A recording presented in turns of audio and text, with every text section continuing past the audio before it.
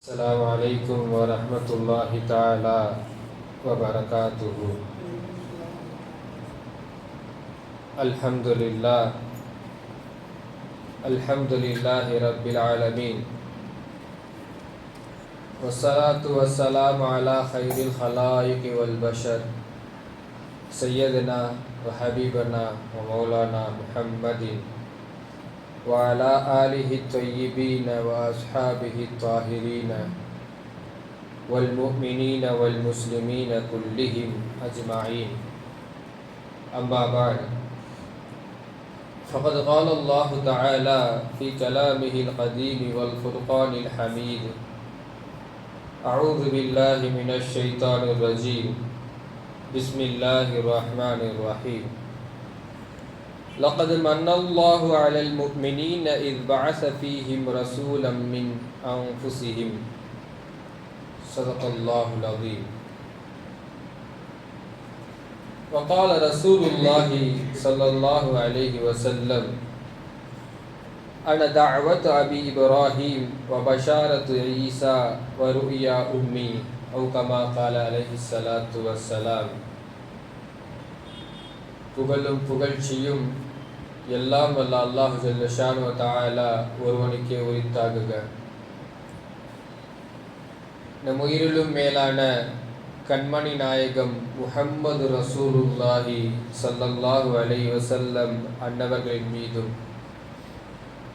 அன்னவர்களின் குடும்பத்தினர்கள், உத்தம சத்திய சஹாபாக்கள், தாபிஈன்கள், தபஅ தாபிஈன்கள், அஹ்தாபுகள், சுஹதாக்கள், சாலிஹீன்கள், நாதாக்கள், பெரியோர்கள், நல்லோர்கள், குறிப்பாக இந்த ஜும்மாவுடைய நன்னாளிலே நம் அனைவரின் மீதும் அல்லாஹ்வின் அன்பும் அருளும் என்றென்றும் நிறைவாக உண்டாவதாக. ஆமீன். அல்லாஹ்வின் கிருபையினால் வெற்றி மாதம் என்று சொல்லக்கூடிய சஃபர் மாதத்தினுடைய கடைசி நாள், கடைசி ஜும்ஆவில் இருக்கிறோம்.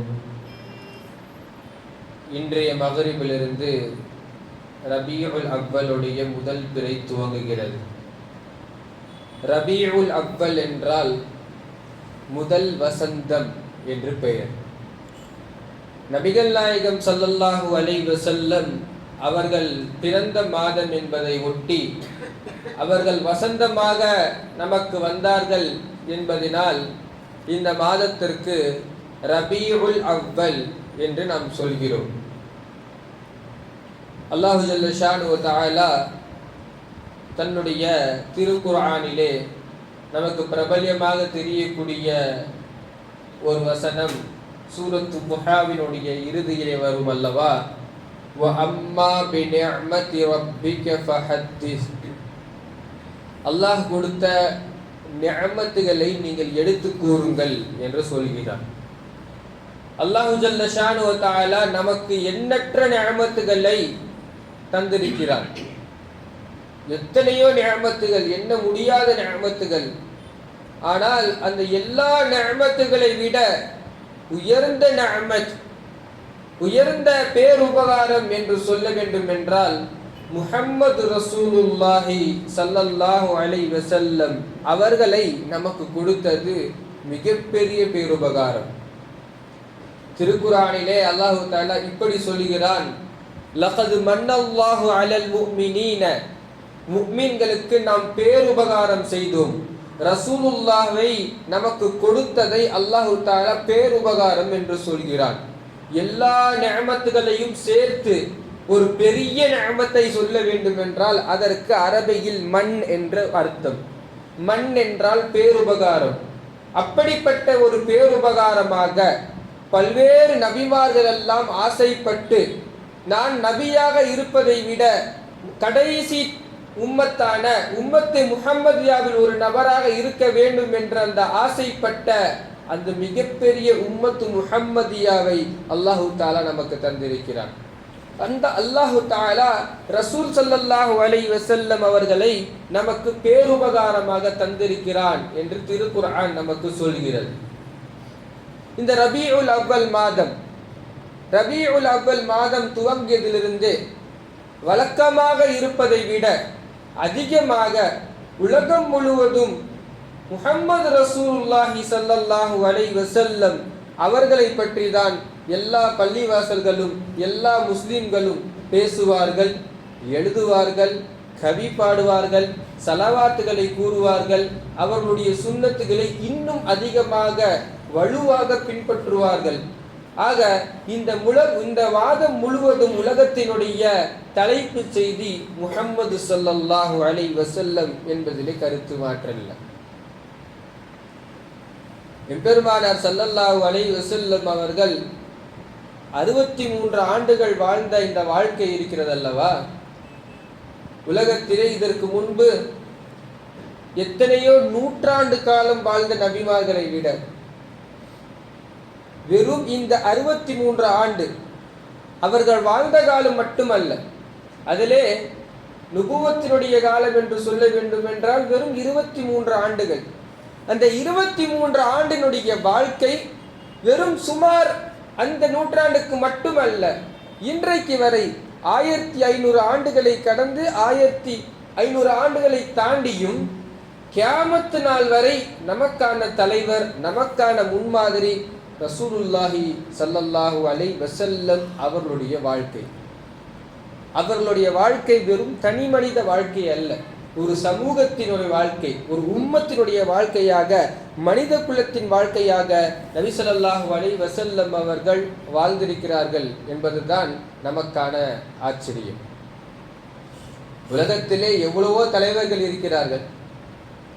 அந்த தலைவர்களுடைய வாழ்க்கையை நாம் பார்க்கும் பொழுது அவர்களுக்கு பதவி கிடைத்ததற்கு பிறகு, புகழ் கிடைத்ததற்கு பிறகு, பணம் கிடைத்ததற்கு பிறகு அவர்களுடைய வாழ்க்கை வெளிச்சமாக இருக்கலாம், அவர்களுடைய வாழ்க்கையை பற்றியான குறிப்புகள் கிடைக்கலாம். அதற்கு முன்பான குறிப்பும் சரி, அல்லது அதற்கு முன்பான அவர்களுடைய வாழ்க்கையும் சரி. எந்த தலைவராவது சொல்ல முடியுமா இதற்கு முன்பு என்னுடைய வாழ்க்கையில் ஏதேனும் குறை இருக்கிறது என்று? எனவே உலகத்தில் இப்படி ஒரு தலைவரை உலகம் கண்டதில்லை. உலகம் வியக்கக்கூடிய தலைவராக எம்பெருமானார் ஸல்லல்லாஹு அலைஹி வஸல்லம் அவர்கள் இருக்கிறார்கள். பிறப்புக்கு முன்பும் சரி, பிறந்ததற்கு பின்பும் சரி, அவர்கள் மறைந்ததற்கு பிறகும் உலகம் முழுவதும் ரசூலுல்லாஹி ஸல்லல்லாஹு அலைஹி வஸல்லம் அவர்களை பற்றி பேசாத இந்த நாட்கள் கடக்காது என்பதுதான் உண்மை. அவருடைய வாழ்க்கை ஒரு வெளிச்சம், முஸ்லிம்களுக்கு மட்டுமல்ல அகிலத்தாருக்கு ஒரு வெளிச்சம், அகிலத்தாருக்கு ஒரு அருட்கொடை என்று திருக்குரான் சொல்வது போல் அல்லாஹு தஆலா திருக்குரானிலே கத் ஜாஅக்கும் மினல்லாஹி நூரும் வ கிதாபும் முபீன், உங்களிடத்திலே அல்லாஹ்விடத்திலிருந்து நூரும் கிதாபும் வந்திருக்கிறது. கிதாப் என்றால் குர்ஆன், நூர் என்றால் ரசூல் ஸல்லல்லாஹு அலைஹி வஸல்லம் அவர்களுடைய ஒரு பெயர். அல்லாஹு தஆலா அவர்களை வெளிச்சம் என்ற பெயரை கொண்டு சொல்கிறான். இதற்கு பல்வேறு அர்த்தங்கள். ரசூல் ஸல்லல்லாஹு அலைஹி வஸல்லம் அவருடைய வாழ்க்கை வெளிச்சம், அவருடைய வாழ்க்கையில் எந்த இருட்டும் அல்ல, அவர்களுடைய குணங்கள் எல்லாம் வெளிச்சம். அவர்கள் இந்த உம்மத்திலே, இந்த துனியாவிலே பிறக்கும் பொழுது இந்த துனியாவிற்கு வெளிச்சம்.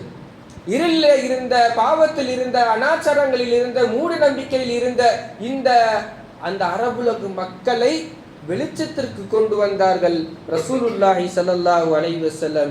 எனவே அவர்கள் முழு வெளிச்சம் என்று திருக்குரான் சொல்கிறது.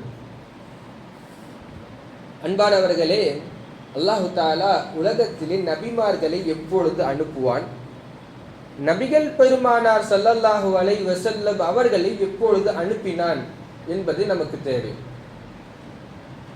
துனியாவிலே ஒரு குறிப்பிட்ட காலத்திலே கடுமையான ஃபசாதுகளும் ஃபித்னாகளும் ஓங்கி எழுகின்ற பொழுது அல்லாஹு தஆலா ஒரு நபியை அனுப்புவான்.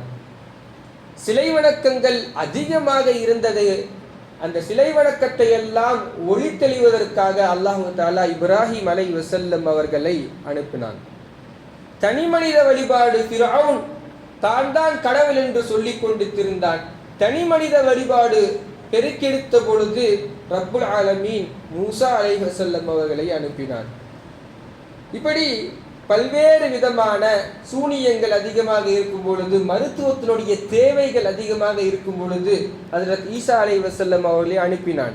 இப்படி ஒவ்வொரு நபிமார்களையும் பெரும் பெரும் ஃபசாதுகள் இருக்கும் பொழுது அந்த ஃபசாதுகளை சீர்திருத்துவதற்காக ரசூலுல்லாஹி ஸல்லல்லாஹு அலைஹி வஸல்லம் அவர்களை அல்லாஹு தஆலா அனுப்புவான். அதிலே இந்த உம்மத்திற்கான முஹம்மது ஸல்லல்லாஹு அலைஹி வஸல்லம் அவர்கள் அறியாமையில் இருந்தார்கள், சிலை வழக்கத்திலே மூழ்கி இருந்தார்கள். வரலாற்றினுடைய குறிப்பிலே இருக்கிறது, கஅபத்துல்லாவிற்குள் கிட்டத்தட்ட சுமார் 360 சிலைகள் இருந்தது. கஅபத்துல்லாவிற்குள் அரபு மக்களுடைய பழக்கம் எப்படி என்றால், ஒரு பயணத்துக்கு செல்கிறார்கள் என்றால் 4 கற்களை எடுத்து செல்வார்கள். 3 கற்களை, அதிலே அழகான ஒரு கல்லை எடுத்து வணங்குவதற்காகவும் 3 கற்களை சமைப்பதற்கு, அதனுடைய அடுப்பை வைப்பதற்கு பயன்படுத்திக் கொள்வார்கள். எல்லாத்திலும் அவர்கள் சிலை வணக்கத்திலே மூழ்கி இருந்தார்கள் அரபுலக மக்கள். இப்படி இருந்த அரபுலக மக்களிடத்திலே குடியும் கும்மாளத்திலும் மதுவிலும் மாதுவிலும் அரபுலக மக்களிடத்திலே குடிக்க தெரியவில்லை என்றால் அவன் ஆண்மையற்றவன், ஆண்பலை இல்லை, குடிக்க தெரியாதவன். பெண்ணுடைய சவகாசம் இல்லை என்றால் ஆண்மையற்றவன். இப்படி அந்த அளவுக்கு அவர்கள் மதுவிலும் மாதுவிலும் அவர்களுடைய அறியாமையில் அவர்கள் வீழ்த்தி இருக்கும் பொழுது அதற்கு ஒரு வெளிச்சம் தேவை. சிலை வழக்கத்தை கலைப்பதற்கு காரூன்ய நபி ஸல்லல்லாஹு அலைஹி வஸல்லம் அவர்களை அல்லாஹு தஆலா அனுப்பினான். நச்சு கருத்துக்களை எல்லாம் நசுக்குவதற்கு ரசூலுல்லாஹி ஸல்லல்லாஹு அலைஹி வஸல்லம் அவர்களை அனுப்பினான். யூதர்களும் நசராக்களும் சேர்ந்து அவர்களுடைய எல்லா விதமான பல்வேறு குழப்பங்களை காட்டினார்கள். ஈசா அலைஹி வஸல்லம் அவர்கள் கடவுளாக்கப்பட்டு கடவுளாக வணக்கப்பட்டு கொண்டிருந்த அந்த ஒரு வேதம், புதிய ஏற்பாடு பழைய ஏற்பாடு என்று வேதங்களிலே குளறுபடி வந்ததற்கு பிறகு பல்வேறு இட்டுக்கட்டுகள், ஈசா கடவுளாக்கப்படுகிறார், மரியம் கடவுளாக்கப்படுகிறார், இப்படி பல்வேறு அனாச்சாரங்கள், இட்டுக்கட்டுகள், பொய் கதைகள், இதையெல்லாம் கலைப்பதற்கு அல்லாஹு தஆலா ரசூலுல்லாஹி ஸல்லல்லாஹு அலைஹி வஸல்லம் அவர்களை அனுப்பினார். அந்த ரசூல் அவர்கள் வந்ததற்கு பிறகு மினவ்வுலுமாத்தி இலன் நூர், அறியாமையில் இருந்த, இருளில் இருந்த இந்த பூமியை அல்லாஹு தஆலா நூறாக ஆக்குகிறான், வெளிச்சத்தில் கொண்டு வருகிறான். எனவே நபி ஸல்லல்லாஹு அலைஹி வஸல்லம் அவர்கள் வெளிச்சம், நூர் என்பதிலே சந்தேகமில்லை. ரசூலுல்லாவை இந்த துனியாவிற்கு அனுப்ப வேண்டும். அதற்கு அல்லாஹு தஆலா சில ஏற்பாடுகளை செய்கிறார். இந்த துனியாவிலே அகிலத்தார்களிலே சிறந்த மனிதர் ரசூலுல்லாஹி ஸல்லல்லாஹு அலைஹி வஸல்லம் அவர்கள் இந்த துனியாவுக்கு வருகை தரப்போகிறார்கள். கொஞ்சம் யோசித்து பாருங்கள், நம்முடைய வீட்டிற்கு ஒரு பெரிய கெஸ்ட் வராங்க, நம்ம குடும்பத்திலே ஒரு மூத்தவங்க வராங்க, அல்லது நம்ம மதிக்கக்கூடிய ஒருவர் வருகிறார், நாம் வேலை செய்யக்கூடிய பணி செய்யக்கூடிய நிறுவனத்தினுடைய தலைவர் வருகிறார், ஊரினுடைய எம்எல்ஏ வருகிறார், சீஃப் மினிஸ்டர் வருகிறார். நம்மளுடைய வீடு எந்த அளவுக்கு தயார் செய்து வைப்போம்? வரக்கூடிய கெஸ்டை பொறுத்து, வரக்கூடிய விருந்தாளியை பொறுத்து அந்த கவனிப்புகளும் அதனுடைய தேவைகளும் எல்லாம் நாம் தடால்புடலாக செய்து வைப்போம் அல்லவா? இப்போ சாதாரண ஒரு கெஸ்ட்டுக்கு இந்த அளவுக்கு நம்ம பயங்கரமாக நம்மளுடைய தயாரிப்பை எல்லாம் செய்து வைக்கும் பொழுது அல்லாஹு ஜல்ல ஷானஹு வ தஆலா உலகத்துக்கு ரசூலுல்லாஹி ஸல்லல்லாஹு அலைஹி வஸல்லம் அவர்களை அனுப்புகிறார். அப்போ அதற்கான தயாரிப்புகளை அல்லாஹு தஆலா செய்கிறார். பிறந்ததற்கு அப்புறம் அல்ல, பிறப்பதற்கு முன்பே சில தயாரிப்புகள். ரசூலுல்லாஹ் பிறக்க வேண்டும் என்றால் அதற்கும் சில தயாரிப்புகளை செய்கிறார். திருக்குர்ஆனுடைய ரொம்ப பிரபல்யமாக இருக்கக்கூடிய நமக்கு நல்லா தெரிந்த ஒரு வரலாறு சூரத்துல் ஃபீலிலே வருகிறது அல்லவா? அலம் தர கைஃப ஃபஅல ரப்புக பி அஸ்ஹாபில் ஃபீல், யானை படையை குறித்து அலம் யஜ்அல் கைதஹும் ஃபீ தவ்லீல், இந்த யானை படையினுடைய வரலாறு வருகிறது அல்லவா? இந்த யானை படையோட வரலாறு ரசூலுல்லாஹினுடைய வருகைக்கான சாட்சி. அல்லாஹ்விடத்திலே பொதுவாக ஒரு நியதி இருக்கிறது. அந்த யானைப்படை வரலாற்றில் 2 பேர் சண்டை போட்டுக்கிறாங்க. 2 கூட்டம் யாருன்னா, ஒன்று அஹ்லு கிதாப் என்று சொல்லக்கூடிய வேதக்காரர்கள், யூதர்களும் கிறிஸ்துவர்களும். இன்னொரு கூட்டம் இருக்கிறது முஷ்ரிக்கீன்கள், சிலை வணக்கம் செய்யக்கூடியவர்கள். இப்போ கிறிஸ்துவர்களுக்கும் முஷ்ரிக்கீன்களுக்கும் சிலை வணக்கம் செய்யக்கூடியவர்களுக்கும் நடக்கக்கூடிய பிரச்சனை. பொதுவாக இந்த நேரத்தில் அல்லாஹ் யாருக்கு உதவி செய்வானா, அஹ்லு கிதாப் என்று சொல்லக்கூடிய ஓர் இறைவனை வணங்கக்கூடிய கிறிஸ்துவர்களுக்கு, நசராணிகளுக்கு அல்லாஹு தஆலா உதவி செய்வார். இது அல்லாஹுடைய வழக்கம். ஆனால் அன்றைக்கு வரலாறு திரும்புகிறது, வரலாறு மாறுகிறது. அல்லாஹ் தன்னுடைய நியதியை மாற்றுகிறான். இந்த காஃபிர்கள், முஷ்ரிக்கீன்கள், சிலை வணக்கம் செய்தவர்கள் வெல்கிறார்கள். ஆபிரகாம் தோற்று போகிறான். இப்போ இந்த வரலாறை பதிவு செய்யக்கூடியவர்கள் இதனுடைய காரணத்தை நமக்கு சொல்கிறார்கள். ஏன் சிலை வணக்கம் செய்யக்கூடியவர்களை ரப்புல் ஆலமீன் ஜெயிக்க வைக்கிறான், அஹ்லு கிதாப் என்று சொல்லக்கூடிய நசராணிகளில் தோற்க வைக்கிறான் என்றால், அந்த போர் நடக்கக்கூடிய, அந்த யானை போர் நடக்கக்கூடிய அந்த தருணத்திலே எம்பெருமானார் ஸல்லல்லாஹு அலைஹி வஸல்லம் அன்னவர்கள் தன்னுடைய தாயினுடைய வயிற்றிலே நிறைமாத கர்ப்பிணியாக இருக்கும் பொழுது அவர்கள் வயிற்றிலே இருக்கிறார்கள். இப்போ ரசூல் ஸல்லல்லாஹு அலைஹி வஸல்லம் அவருடைய வருகை வேண்டும். பெரிய பிரச்சனையிலிருந்து அந்த ரசூல் ஸல்லல்லாஹு அலைஹி வஸல்லம் அவருடைய பாதுகாக்கப்பட வேண்டும். அதற்கு என்ன நடக்க வேண்டும்? ஆபிரகாம் தோற்கணும். ஆபிரகாம் தோற்கணும். நபி ஸல்லல்லாஹு அலைஹி வஸல்லம் அவர்களுடைய வருகைக்காக அல்லாஹு தஆலா செய்த நியதி. நபி ஸல்லல்லாஹு அலைஹி வஸல்லம் அவருடைய தாத்தாவான அப்துல் முத்தலிப் பாட்டனார், அவர்களுடைய கனவிலே ஜம்சம்மை அல்லாஹு தஆலா காண்பிக்கிறான். ஹஜ்ரத் இஸ்மாயில் அலைஹி வஸல்லம் உடைய காலத்தில் இருந்த அந்த ஜம்சம் பிறகு சில நாட்களுக்கு பிறகு, சில காலங்களுக்கு பிறகு மறைக்கப்படுகிறது, மூடப்படுகிறது. அதுக்கப்புறம் ஜம்சம் எங்கே இருக்குன்னு யாருக்கும் தெரியாது. ஜம்சம் யாருக்கும் எங்க இருக்குதுன்னு தெரியாது. ஆனால் ஜம்சமுடைய குறிப்புகள், வரலாறு எல்லோருக்கும் தெரியும். எங்கு இருக்கிறது என்பது யாருக்கும் தெரியாது. அல்லாஹு ஜல்ல ஷானுவ தஆலா அப்துல் முத்தலிபுடைய கனவிலே ஜம்சமை போடுகிறான். ஜம்சமை போடுகிறான். இந்த இடத்தில் ஜம்சம் இருக்கிறது. அந்த ஜம்சம் கிணற்றை அவர்கள் தோண்டுகிறார்கள். அதிலிருந்து தண்ணீரை எடுத்து அவர்கள் ஊர் உழுக்க கொடுக்கிறார்கள் என்பது கனவு. கனவு தெளிந்ததற்கு பிறகு அவர் ஒரு நியத் வைக்கிறார், நேர்ச்சை செய்கிறார். யாரு? பெருமானார் ஸல்லல்லாஹு அலைஹி வஸல்லம் உடைய பாட்டனார். எனக்கு கனவுல வந்த இடத்துல எனக்கு ஜம்சம் கரெக்டாக இருந்துச்சுன்னா என்னுடைய 10 ஆண் மக்கள்ல ஒரு ஆண் மக்களை நான் பலியிடுறேன். இது அன்றைய காலத்தில் இருந்த வழக்கம். நிறைய அனாச்சாரங்கள் இருந்ததல்லவா, அதுல ஒரு அனாச்சாரம் நரபலி. போறாரு, ஜம்சம் தோன்றாரு, அதே மாதிரி ஜம்சம் கிடைத்தது. ஜம்சமை அல்லாஹ் தஆலா பெருமானார் ஸல்லல்லாஹு அலைஹி வஸல்லம் உடைய வருகைக்காக இந்த துனியாவிலே தருகிறார். இந்த ஜம்சமுடைய வரலாறை பதிவு செய்யக்கூடிய வரலாற்று ஆசிரியர்கள் நமக்கு சில குறிப்புகளை தருவார்கள்.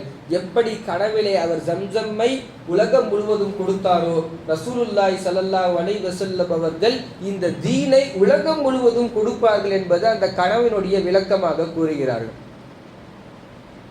ஆமீனா அம்மா அவர்களுடைய கனவிலே சில விஷயங்கள் தொடர்ந்து ஒரே கனவு வருகிறது.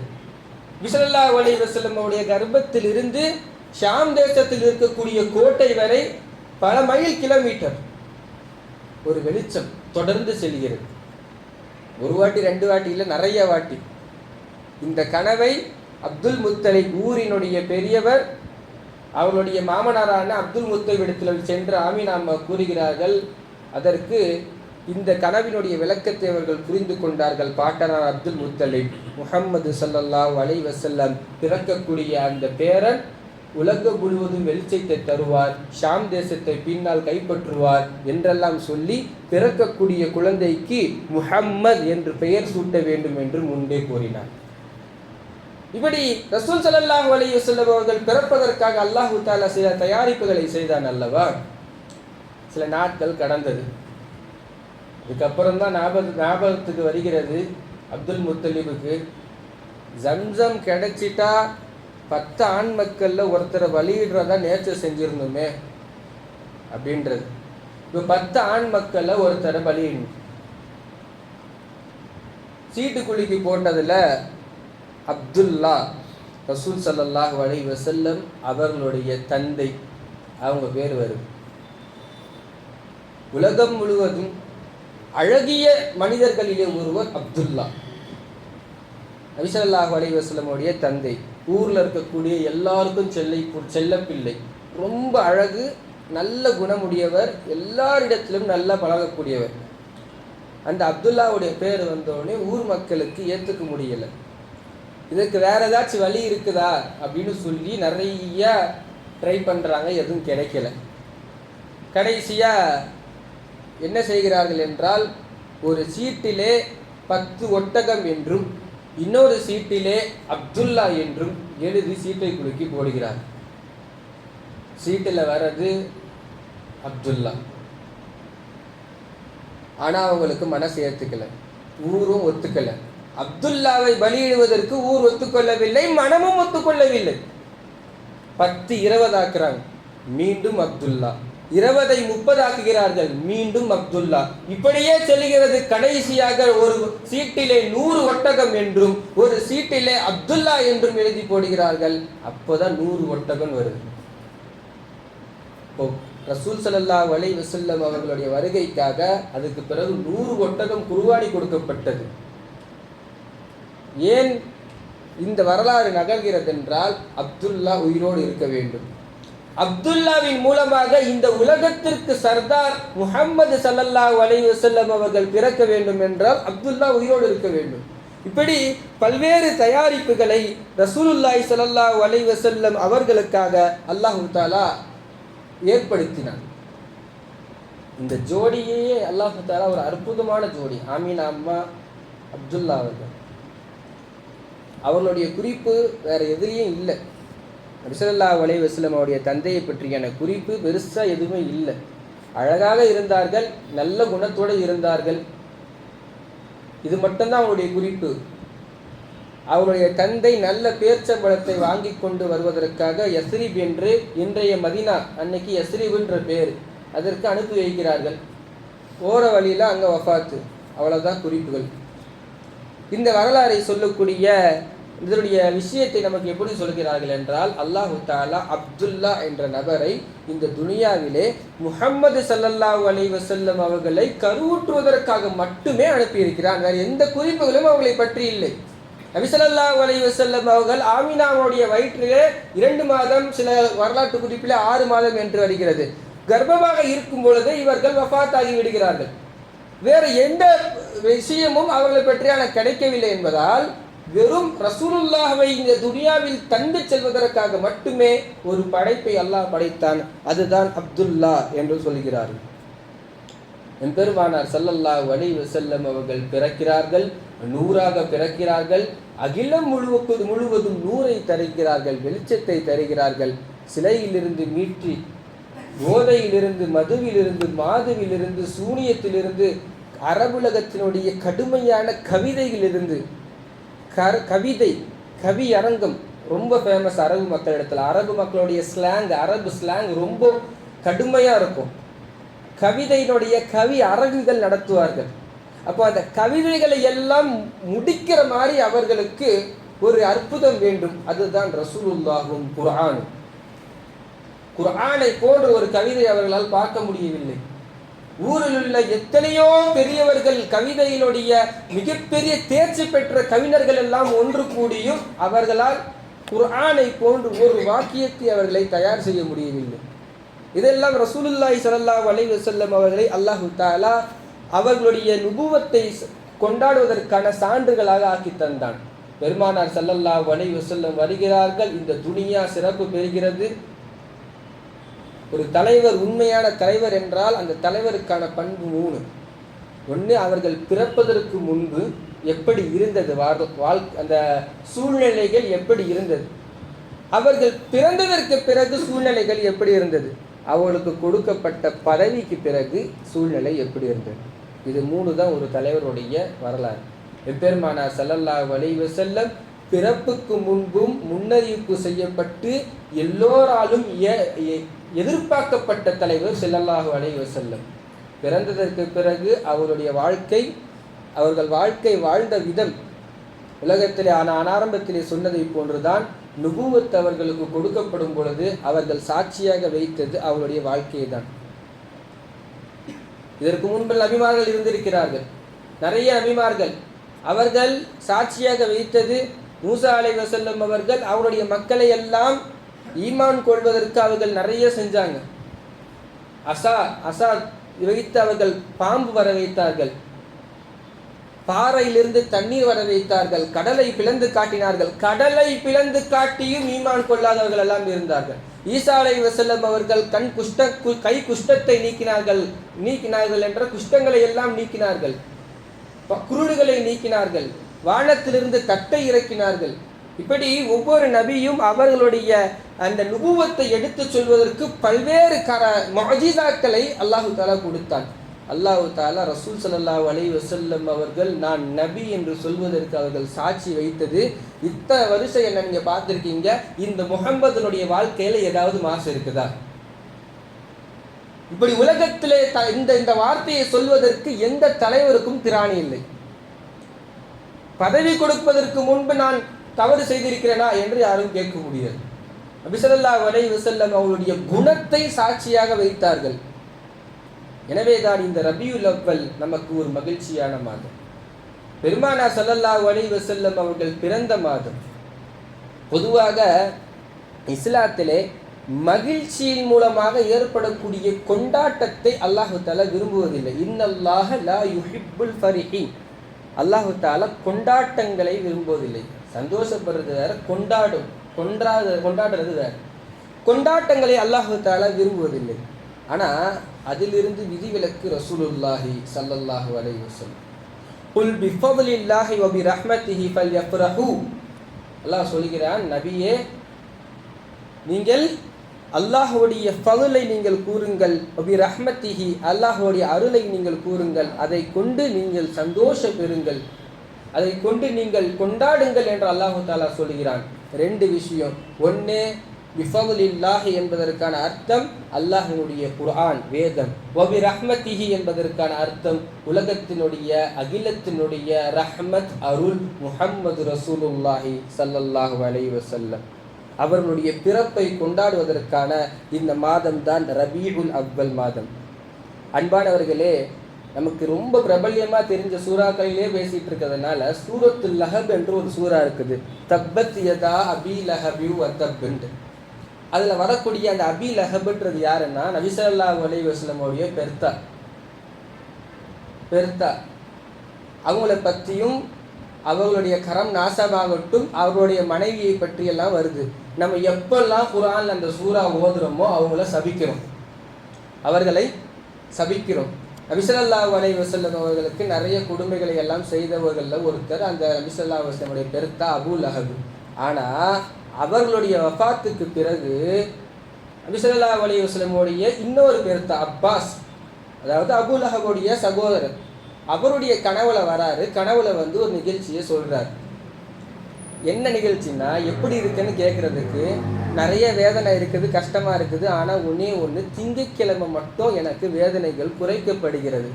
திங்கட்கிழமைகள் மட்டும் என்னுடைய விரலிலிருந்து ஒரு பானம் குளிர்ந்த நீர் சுரக்குகிறது. ஏன் திங்கட்கிழமை இது நடக்குது அப்படின்னா, இவ்வளவு அநியாயம் செய்த குர்ஆன் சபிக்கக்கூடிய, நாம் திருக்குர்ஆனை ஓதும் போதெல்லாம் அவரை சபிக்கக்கூடிய ஒரு நபர் திங்கட்கிழமை மட்டும் அவருக்கு வேதனை குறையுது. திங்கட்கிழமை மட்டும் அவருடைய விரலிலிருந்து ஒரு பானம் வருகிறது, குளிர்ந்த நீர் வருகிறது, அதை கொண்டு அவர் பயன்படுத்தி கொள்கிறார். ஏன் அப்படின்னா, நபி ஸல்லல்லாஹு அலைஹி வஸல்லம் அவர்கள் பிறக்கிறார்கள் அப்படின்ற செய்தி. அபூ லஹப் ஆரம்பத்தில் எல்லோருக்கும் ரசூலுல்லாஹ்வை பிடிக்கும். நுபுவத்திற்கு முன்பாக ஊரினுடைய செல்லப்பிள்ளை.